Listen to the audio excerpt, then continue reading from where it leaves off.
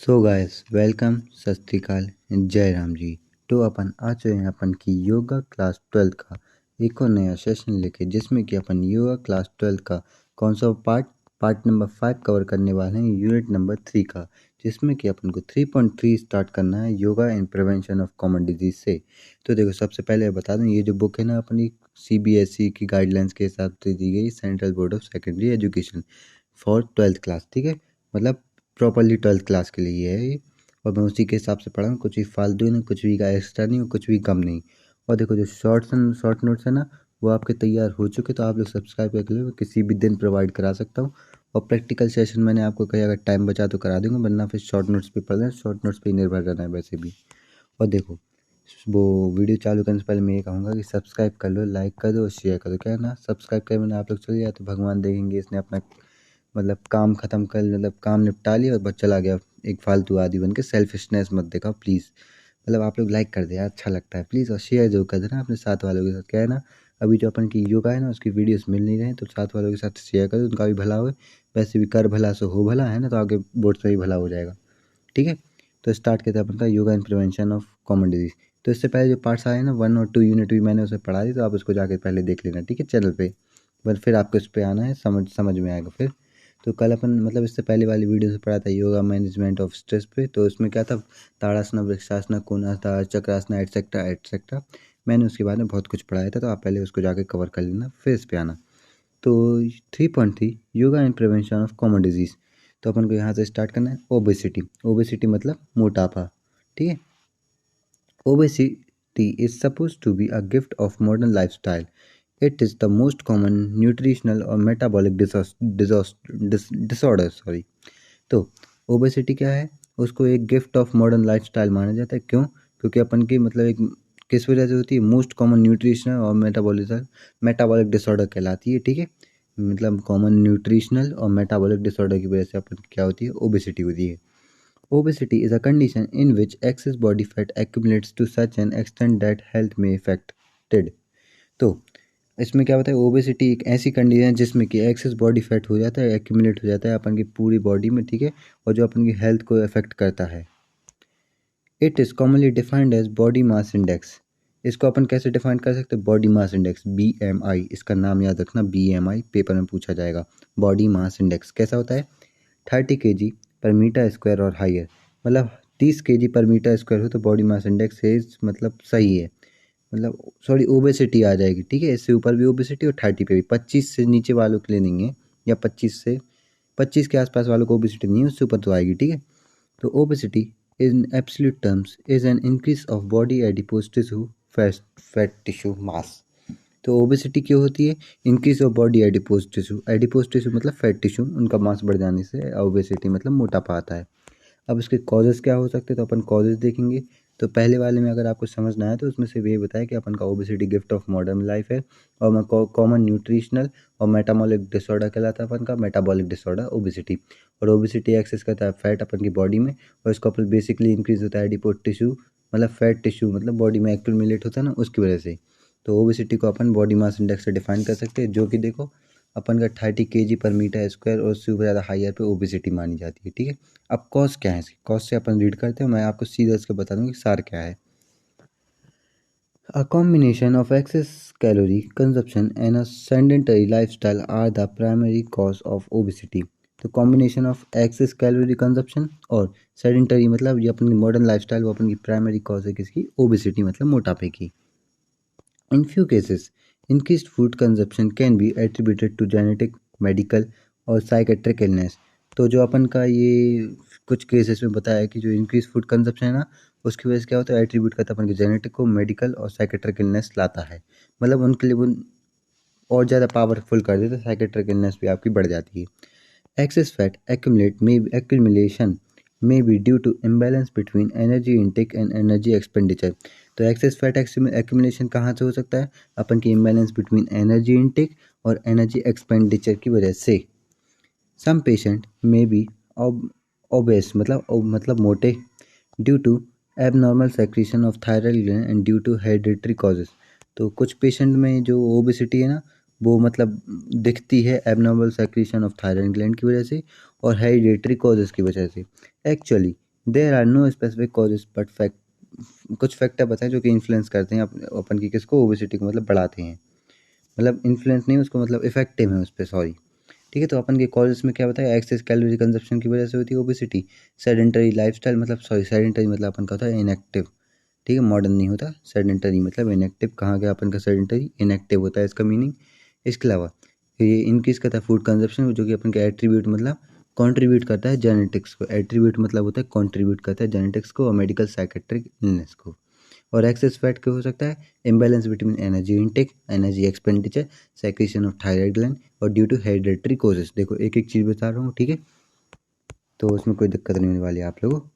अब diet, diet में क्या बताया, कंजप्शन ऑफ हाई कैलोरी और लो फाइबर डाइट। तो इसमें क्या बताया कि डाइट आपको कैसे लेनी चाहिए जिसमें हाई कैलोरी हो, लो फाइबर हो, तो इससे आपकी ओबेसिटी पे इफेक्ट पड़ेगा, कम होगी। अब sedentary lifestyle means inactive lifestyle, significant role in obesity, इसका सिग्निफिकेंट रोल होता है अपन की ओबेसिटी में। जेनेटिक्स, जेनेटिक्स का भी एक रोल होता है। Polymorphosis morphism in various genes controlling appetite and metabolism may be predisposed to obesity। तो इसमें क्या बताया, जो अपन की मॉर्फोसिस है ना, बहुत सारे जीन्स कंट्रोलिंग एपिटाइट, मतलब एपिटाइट मतलब होता है भूख। ठीक है, तो मेटाबॉलिज्म में भी मतलब कंटिन्यूस हो सकता है अपन की, वो किसको, ओबेसिटी को। तो जेनेटिक्स अपन का मेजर रोल प्ले करते हैं ओबेसिटी में। और प्रेडिपोज मतलब होता है अपन का कंटिन्यूस। अब मेडिकल एंड साइकेट्रिक इलनेस, तो मेडिकल और साइकेट्रिक इलनेस कैसे बता सकते हैं अपन, certain physical and mental illness and the pharmaceutical substance use to treat them can increase the risk of obesity. तो देखो मेडिकल और साइकेट्रिक इलनेस से बताया गया, जो सर्टेन जैसे फिजिकल और मेंटल इलनेस के लिए अपन जो फार्मास्यूटिकल जो दवाइयाँ लेते हैं, जैसे कि अपन कॉम्बीफ्लेम ले लिया, बिग सेक्शन 500 है ना, तो इन ट्रीटमेंट की वजह से भी अपन का इंक्रीज हो जाता है बॉडी में ओबेसिटी। वैसे भी थायराइड की भी दवाइयों से इंसान फूलता है ना, दवाइयों की वजह से इंसान का मोटापा बढ़ता है, भले वो कुछ खा रहा हो या ना खा रहा हो, है ना। अब अर्ली माल न्यूट्रिशन, तो malnutrition in early life is believe to play a role in rising rates of obesity in the developing world. तो माल न्यूट्रिशन अपन की अर्ली लाइफ में बिलीव करता है कि मतलब एक रोल प्ले करता है अपन की ओबेसिटी को राइज करने में और इस डेवलपिंग वर्ल्ड के साथ।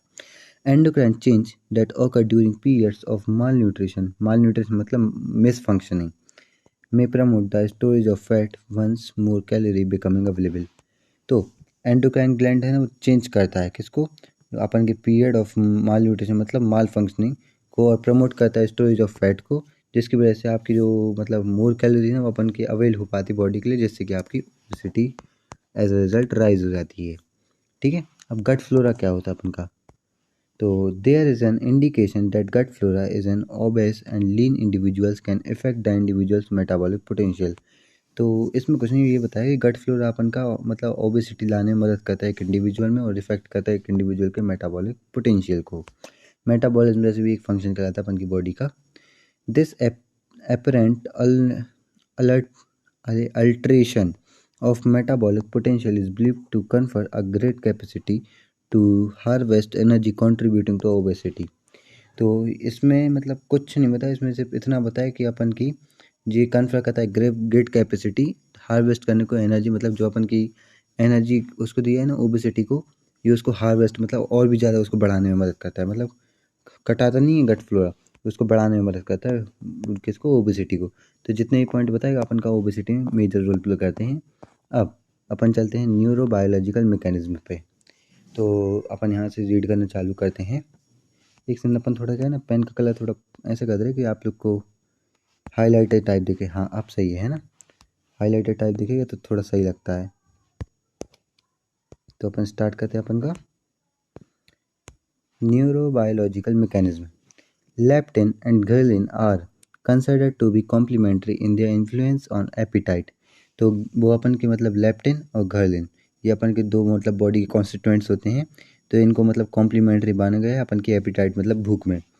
With ghrelin produce by stomach modelling short time appetite control.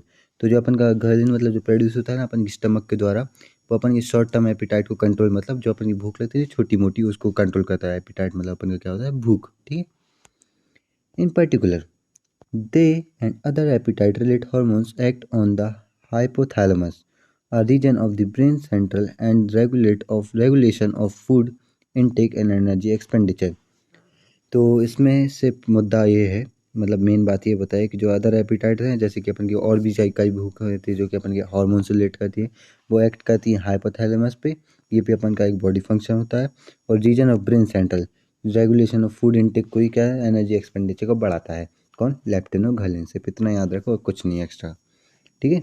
अब socio economic, high socio economic group. तो अपन जैसे इसको बता सकते हैं हाई सोशियो इकोनॉमिक ग्रुप, इसमें कुछ समझाने का नहीं है, तो इसको मतलब छोड़, मतलब क्या है सोशियो इकोनॉमिक, आप लोग लाइन याद कर लेना। हाई सोशियो इकोनॉमिक ग्रुप की वजह से भी न्यूरोबायोलॉजिकल में वो रोल प्ले करता है सोशियो इकोनॉमिक। अब हेरिडिटी, हेरिडिटी सबको पता है, ओबेसिटी में be inherent from parents to children. Heredity क्या होती है अपन की, जो पेरेंट्स से मतलब जेनेटिक्स ट्रांसफर होते हैं बच्चा लोगों में। ठीक है। जैसे आपके पेरेंट्स से आप में ट्रांसफर भी होंगे, है ना, मुझ में मेरे पेरेंट्स से आए होंगे, सबके अलग अलग मतलब इंडिविजुअल का अलग अलग होता है ना, पेरेंट्स अलग तो मतलब वो जेनेटिक्स भी अलग अलग होंगे। तो अपन के हेरिडिटी है ना, ओबेसिटी में भी इनहेरेंट फ्रॉम, तो इसमें बताया कि मोटापा उनके पेरेंट्स से भी आ सकता है। और एंडोक्राइन फैक्टर जैसे हाइपोथायरॉयडिज्म, कॉजिंग सिंड्रोम एटसेट्रा। तो इसमें कुछ नहीं, मतलब एक्स्ट्रा कुछ नहीं बताया, ये बताया कि एनर्जी फैक्टर में हाइपोथायरॉयडिज्म और कोजिंग सिंड्रोम के बारे में बताया कि इन सब की वजह से ओबेसिटी आ सकती है। अब फॉल्टी मेटाबॉलिज्म, फॉल्टी मेटाबॉलिज्म में अपन का क्या है, the person whose rates of metabolism is low tend to get fat deposit in their body। तो इसमें मेटाबॉलिज्म के बारे में बताया कि जिसका फॉल्टी मेटाबॉलिज्म मतलब जिसका लो होता है बॉटम, अरे बॉटामॉलिज्म नहीं, नॉट मेटाबॉलिज्म। ठीक है, तो उल्टा बोल रहा था। जिसका लो होता है मतलब उस ज़्यादा फैट एक्यूमुलेट डिपॉजिट होता है उसकी बॉडी में, इसलिए मेटाबॉलिज्म अच्छा होना चाहिए बॉडी का, तो आपका फैट एक्यूमुलेट नहीं होगा आपकी बॉडी में। ठीक है। अब साइकोलॉजिकल फैक्टर, आपको साइकोलॉजिकल फैक्टर बताएं, जैसे कि worry, anxiety, fear, feeling of loneliness, dissociation and frustration may stimulate the person to overeat. तो देखो जो फिजिकल फैक्टर कौन कौन से होते हैं, जिसकी ओबिसिटी में एक रोल प्ले करते हैं, अपना मतलब अदा करते हैं एक अपना रोल, वरी, है ना, और एंजाइटी मतलब अनईजीनेस, फियर डर, फीलिंग ऑफ लोनलीनेस अकेलापन, डिसोसिएशन टूट जाना अंदर, फ्रस्ट्रेशन मतलब बहुत गुस्सा होना। इसकी वजह से क्या होता है ना, स्टिमुलेट मतलब एक्टिव करना, मेकिंग एक्टिव, वो पर्सन के मतलब ओवर ईट को बढ़ा देते हैं, जिससे कि आपको ओबेसिटी आती है। आप ज़्यादा खाओगे तो ज़्यादा गेन भी होगा, है ना, ऐसा जितना ईट उतना गेन। वाटर रिटेंशन, तो वाटर रिटेंशन से क्या बताया है, too much consumption of tea, coffee, aerated water, alcoholic drinks result in deposition of fluid in the body tissue and cause increase in weight. तो वाटर रिटेंशन की वजह से कैसे होती है अपन की, किसमें, ओबेसिटी में, मतलब कैसे रोल प्ले करता है। देखो सबसे पहले तो एरिएटेड वाटर मतलब हवा वाटर, मतलब जो अपन का जैसे कोल्ड ड्रिंक्स में आता ना, मतलब कैसे बताऊँ आपके लिए, soda type water, soda water मान लो, एरिएटेड वाटर, सोडा। ठीक है, उसको ही अपन एरिएटेड वाटर कहते हैं। वैसे सोडा तो सबने पिया है ज़िंदगी में। तो consumption of tea, coffee, soda मतलब एरिएटेड वाटर, अल्कोहलिक ड्रिंक्स, इसकी वजह से क्या होता है कि वो डिपॉजिट होता है बॉडी में, क्या, फ्लूइड, तो बॉडी के टिश्यू में होता है मतलब ये। तो इसके क्या होता है, आपका ओबेसिटी बढ़ती है, वेट बढ़ता है इसलिए। देखो भाई CBSE ने बोल बुक लगा के दिए है ना, आज बताओ क्या मतलब क्या दिन चल रहे हैं। The access fat accumulation can be measured through the following means. तो देखो कैसे आप एक्सेस फैट एक्यूमुलेशन को आप मेज़र कर सकते हो, ये बताया है। तो ये बहुत मोस्ट इंपॉर्टेंट पॉइंट है, इसके लिए तो आप जितने स्टार पर लगाओ उतने स्टार लगाओ जितने हो पाए। कहने हैं सबसे ज़्यादा इंपॉर्टेंट क्वेश्चन इस बुक का, मतलब पूरे सेशन का ही। तो पहला अपन को बताया some expression of weight in relation to height. तो एक एक्सप्रेशन बताया वेट और रिलेशन, मतलब वेट और हाइट के बीच का रिलेशन से, especially one is refer to as the body mass index. वो अपन का क्या है, बॉडी मास इंडेक्स। बॉडी मतलब अपन का वेट, मास तो मास वेट और बॉडी की हाइट। ठीक है, इस इंडेक्स से अपन बता सकते हैं मतलब obesity. A BMI of all around 25 kg पर metre square is considerable normal. मतलब 25 kg पर मीटर स्क्वायर पे एक मतलब नॉर्मल बताएगा बॉडी मास इंडेक्स। मतलब आपका 25 किलो वजन होगा और आप मीटर स्क्वायर से आप उसको डिवाइड कर देना, तो जो मतलब आपका उसका वो निकलेगा ना 1 2 मतलब कुछ ऐसा निकले, तो वो नॉर्मल बताया गया है। ठीक है। Skin fold measurement, skin fold measurement से भी ओबेसिटी मतलब मोटापा बताते हैं। जैसे मोटे लोगों की ज़्यादा स्किन फोल्ड होगी, पतले लोगों की टाइट होती है स्किन, तो कहाँ से होगी। Various body circumference particularly. अब देखो यहाँ पे अपन आके रुक गए, क्यों, क्योंकि इसके पीछे का कुछ नहीं दिख रहा है। यहाँ पे वैसे लिखा है ratio of the weight to the circumference. तो इसमें ये बताया कि वेरियस बॉडी सर्कमफेरेंस, जैसे कि बॉडी का वेट रेशियो, ये मैं पढ़ के बता रहा हूँ। देखो अपना पीछे थोड़ा थोड़ा दिख रहा है, उतने से बता रहा हूँ कि ratio of weight to circumference बताया गया, ठीक है। इसमें बस कुछ नहीं बताया, ratio of weight to circumference, ठीक है। आपका जितना बॉडी का सर्कमफेरेंस उसके हिसाब से बॉडी वेट रेशियो, ये किसी से भी कर सकते, लेकिन सबसे अच्छा BMI है। BMI ही याद रखना, पेपर में यही पूछा जाएगा, ये दोनों नहीं आ सकते। स्किन फोल्ड वैसे भी कई लोगों की बुढ़ापे से भी होती है, वजन कम होता है ना, तब भी स्किन फोल्ड होती है। अब मोस्ट IMP, ठीक है, यूज मैनेजमेंट ऑफ ओबेसिटी। तो इसके लिए अपन कलर चेंज करेंगे अपनी परंपरा के अनुसार, है ना। ये अच्छा लग रहा है, भगवान मतलब पीला रंग, yellow dirty fellow, not a dirty fellow. एक समय मैं पानी पी लूँ थोड़ा सा। तो अपन चलते हैं अब यूइक मैनेजमेंट ऑफ ओबेसिटी। क्या होता है yogic management of obesity? Om chanting and prayer, इससे आप ओबेसिटी वो कंट्रोल कर सकते हैं। कुंजल से भी कर सकते हैं। कुंजल बताया कैसे, आप अपने मुंह में दिखाए ना, बहुत पानी पीना पड़ता है, फिर उल्टी करने को से अपन ओबेसिटी कम होती है, क्योंकि आपका अनडाइजेस्टेड फूड निकलता है, जो कि अपन का तेल वाला खाना होता है ना। अब शोधना क्रिया, शुद्धि क्रिया बताई कहीं कौन सी? कपालभाति, कुंजल, अग्निसार, नौली। कुंजल कब से होने लगी अपन की वो शोधन क्रिया? ये तो होती नहीं है छठ छठ क्रियाओं में, पता नहीं। तो कपालभाति, नौली, धोती, बस्ती, नीति, त्राटका, ये अपन की किस में आती हैं? शोधना क्रिया में, ठीक है। तो कुंजल, अग्निसार और नौली भी कर सकते हो वैसे, किसको? यूज मैनेजमेंट ऑफ ओबेसिटी को कंट्रोल करने में। सूर्य नमस्कार भी किया जा सकता है ओबेसिटी को कंट्रोल करने में। योगासनास भी करे जाते हैं ओबेसिटी को कंट्रोल करने में, ठीक है। तो आप नाम पढ़ते जाना, मैं बोलते जा रहा हूँ। ओम चैंटिंग एंड प्रेयर, शोधना क्रिया, कपालभाति, नौली, धोती, बस्ती, नीति, त्राटका, कुंजल, अग्निसार, ठीक है। सूर्य नमस्कार, योगासनास, ठीक है। कहीं पे दिक्कत है देखो, अग्निसार ये होता है एब्डोमिनल मतलब मसल्स पे प्रेशर लाना ही अपन का किसी कहलाता है, अग्निसारा कहलाता है। तो इसमें कोई दिक्कत ही नहीं वाली। ये जो इस पिक्चर में बताया गया, बाकी बहुत दुखी लड़का है यार, बताओ, देखो जरा पिक्चर में। अरे भाई खुश रहो यार, पता है 12th है, बड़े दुखी हैं अपन। एक सेकंड। नौली, अब नौली क्या होता है? ये भाई साहब पे पेट फल पुचकाते नहीं बन रहा, सच बताओ तो नौली एकदम सेम टू सेम होता है जैसे ये होता ना अग्निसारा, यही अपन का नौली में रोल अदा करता है। इसमें भी आपको एब्डोमिनल प्रेशर लगाना पड़ता है, पेट अंदर को करके। ये थोड़ा थोड़ा सही है उससे, है ना। वो दुखी था, इन पे हो नहीं रहा है, क्या चल रहा है, ठीक है। ये तो वैसे बता ही दिया था, तो इनको आपसे वो पिक्चर देख लो। वैसे ही मंदुकासना है, देखो मंदुकासना। मंदुकासना में देखो आपको अपना एब्डोमिनल प्रेशर बना से अपना जमीन से रख के अपने पैर मतलब पूरा ये छोटा कॉन्ट्रैक्ट करके अपने पूरे मसल्स, क्या है मंदुकासना। अब क्या है पवन मुक्तासना। पवन मुक्तासना अपना नाम बहुत सुना, हनुमासना, सर्वगंधासना, पवन मुक्तासना भी देख लो। देखो मंदुकासना को अपोजिट कर दो, ठीक है, तो पवन मुक्तासना हो जाएगा। ये इस पोजीशन को अटेंड करने को पवन मुक्तासना कहेंगे, जिसमें कि आपको ये वाली पोजीशन अटेंड करनी पड़ती है, अपने पैर एकदम खींच के। इसमें स्ट्रेचिंग होती है अपन की बॉडी की अंदर ही अंदर कॉन्ट्रैक्ट करके।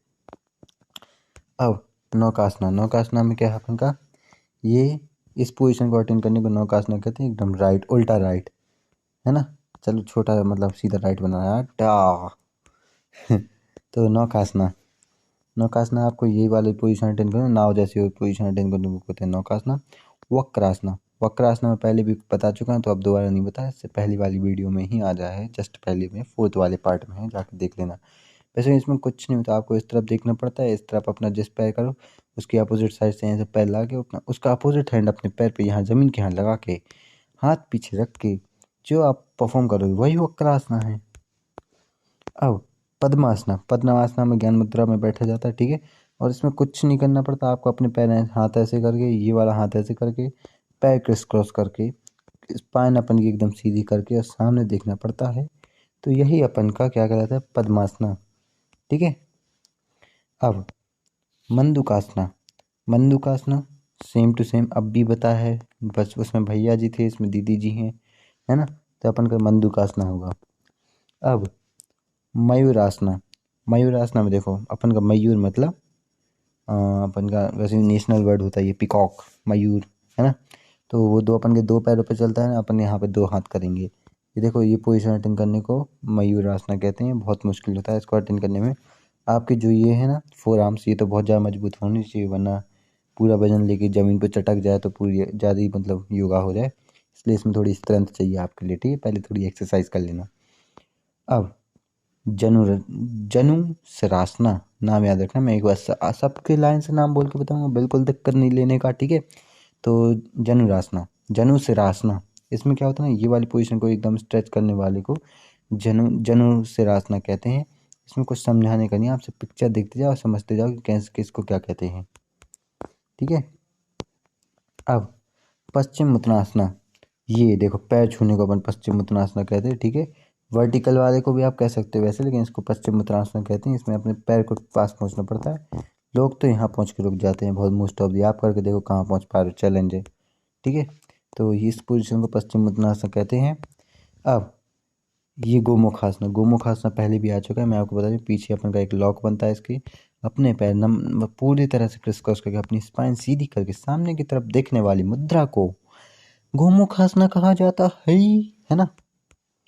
अब पदस्थासना क्या होता है, अब देखो, अपन ने अभी पश्चिम उत्तानासना करा, उसमें अपन थे हॉरिजॉन्टल, इसमें होगा वर्टिकल, तो अपन का पदस्थासना हो गया। और कुछ नहीं, नाम मतलब हाथी के दांत है, खाने के कुछ और दिखाने के कुछ और, एक नाम के दो। आइसोमेरिज्म चल रहा है ना, मॉलिक्यूलर फॉर्मूला सेम और नाम अलग अलग। तो इसी को अपन पदस्थासना कहा जाता है। इस पोजीशन को अटेंड करने को पदस्थासना कहते हैं, ठीक है। अब उस्त्रासना, उस्त्रासना में क्या है, अभी अपन का इसका आएगा शायद आगे, धनुरासना ही कहलाता है अपन का ये। उस्त्रासना, धनुरासना हॉरिजॉन्टल होता है, ये वर्टिकल होता है, ठीक है। तो इसमें उस्त्रासना कहा जाता है, कुछ नहीं है इसमें, डाउट होना नहीं चाहिए। उस्त्रासना, तो देखो, अब मैं आपको इसके नाम पढ़ कर करके बता दूं, यहाँ से कुछ इंपॉर्टेंट चालू है तो अपन कलर चेंज कर लेते हैं, एक सेकंड। ताड़ासना, कति चक्रासना, पवन मुक्तासना, सर्वंगासना, मत्स्या मत्या अरे मत्स्यासना, मत्यासना होगा सॉरी, हलासना, भुजंगासना, धनुरासना, सुप्ता वज्रासना, पश्चिम उत्तानासना, अर्ध मत्स्येंद्रासना, उस्त्रासना, मंडूकासना, मयूरासना, शवासना। ये पूरे स्टेप यहाँ पे बता दिए गए जो जो अपन ने शुरू से अभी तक देखे, कौन कौन से।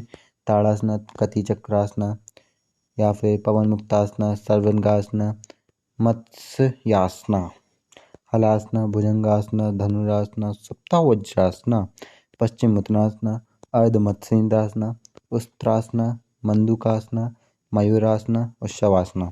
अब देखो, आपको शुरू से पूरे नाम बोलो। ओम चैंटिंग, और देखो अपन की मैनेजमेंट ऑफ ओबेसिटी में क्या क्या बताया, ओम चैंटिंग के बारे में बताया हैगा। और शोधना क्रिया कौन कौन सी होती है अपन की, कपाल भाती होती है, नौली होती है, धोती होती है, इसके अलावा नीति बस होती है, बस्ती होती है, त्राटका होती है, ठीक है। और उसके अलावा उसमें कुंजली बताया गया था, जिसको अपन स्पिटिंग वाटर से कहेंगे। अग्निसरा बताया गया था, जिसको अपन पेट पुचकाने से रिलेटेड है। और सूर्य नमस्कार बताया था, योगासनास बताया, ठीक है। इसके अलावा मंडूकासना बताया था, पवन मुक्तासना बताया था, नौकासना बताया था, वक्रासना बताया था, पद्मासना बताया था, मंडूकासना दो बार नाम रिपीट कर रहा हूँ, सॉरी भूल गया था, मयूरासना बताया था, जनु सिरासना बताया था, पश्चिम मुत्तानासना बताया था, मुत्तानासना नहीं मुत्तासना, ठीक है। गोमुखासना बताया था, पदस्थासना बताया था, उस्त्रासना बताया था, कति चक्रासना बताया था। इसके अलावा मत्स्यासना बताया था, हलासना बताया था, भुजंगासना बताया था, धनुरासना बताया था, सप्ता वज्रासना बताया था, अर्ध मत्स्येंद्रासना बताया था और शवासना बताया था। अब प्राणायाम में कौन कौन से होते हैं, तो प्राणायाम अपन यहाँ से पढ़ते हैं। इससे पहले आखिरी बार मैं आपको नाम रिपीट करके बताऊँ, जल्दी जल्दी 2x पे आप लोग वीडियो लगा लो, ठीक है। ओम चैंटिंग है प्रिया, शोधन क्रिया, कपालभाति, नौली, धोती, बस्ती, नीति, ठीक है, त्राटक, कुंजल, अग्निसरा, सूर्य नमस्कार, योगासना, मंडूकासना, पवन मुक्तासना, नौकासना, वक्रासना, पद्मासना, मंडूकासना, मयूरासना, जनुशिरासना, पश्चिम मुतासना, गोमुखासना, पदस्थासना, उस्त्रासना, कति चक्रासना, मत्स्यासना, हलासना, भुजंगासना, धनुरासना, सप्तावज्रासना, अर्ध मत्स्येंद्रासना और शवासना। इतने नाम याद कर लो प्लीज़, पेपर में यही मार्क्स दिलवाएंगे, वो कुछ नहीं दिला सकता आपके लिए, ठीक है। योगा में प्राणायाम, प्राणायाम में क्या अपन का, नदी शोधना, सूर्य भेदी प्राणायाम, भ्रामरी, इसको शुरू में कई लोगों ने भरमारी पढ़ा है, फर्स्ट में मैंने खुद पढ़ा दिया था, भ्रामरी है लेकिन ये, ठीक है। सिताली और भस्त्रिका अपन के प्राणायाम के बताए, नदी शोधना, सूर्य भेदना, प्राणायाम, भ्रामरी, सिताली और भस्त्रिका। ठीक है, तो इनका नाम याद करना। अरे क्या होना है इसका, वो कुछ नहीं है छोड़ो, भ्रामरी है अपन का वो। स्पेशल प्रैक्टिस में क्या है, अपन का योगेंद्रा हो सकता है ओबेसिटी कंट्रोल करने के लिए, वरना आप लोग टॉपिक से हट गए हो। ठीक है, ये नाम पढ़ दे तो आप लोग सब भूल गए हो। तो अपन का स्पेशल प्रैक्टिस में होगा योगा निद्रा। अब ध्यान भी कर सकते हो अपन मेडिटेशन के लिए। यामा और नियमा बताएंगे जिसको आप मेडिटेशन कंट्रोल करने में मदद कर सकते हैं। यामा और नियमा सेल्फ कंट्रोल, सेल्फ रिटेंशन से हैं अपन के। ठीक है, ऑब्जर्वेशन से भी हैं। will help to have control behavior and would pacify wandering mind. It also help to have control the eating habits of a person. तो हेल्प करते कंट्रोलिंग बिहेवियर, ठीक है, और ईटिंग हैबिट्स बोल रहे, बताओ यार क्या हो गया, जवान पे चल रही है। तो ईटिंग हैबिट्स और किसको, बिहेवियर को कंट्रोल करने में मदद करते हैं यामा और नियमा। ठीक है, वंडरिंग ऑफ माइंड में भी मदद करते हैं, अपन वैसे ओबेसिटी कंट्रोल को पढ़ देते हैं। तो देखो जो हाइपर टेंशन है वो अपन नेक्स्ट वीडियो में पढ़ेंगे। क्या नहीं आप लोग कहोगे कि बहुत ना लंबा हो गया अपन का वीडियो, वैसे भी बस वही लंबा लंबा घूंगा टाइप, वो छोड़ो अब चलो। तो अब कुछ नहीं, आखिरी में क्या कहूँ मैं। तो लाइक शेयर सब्सक्राइब तो आप लोग कर ही देना, वो तो कॉमन बात है। तो सब्सक्राइब, मिलते हैं। अच्छा, पार्ट नंबर 5 अपन यहीं पे डन करते हैं। 6 मैं आपको बना दूंगा, मतलब आप लोगों के लिए बना दूंगा वीडियो। ठीक है।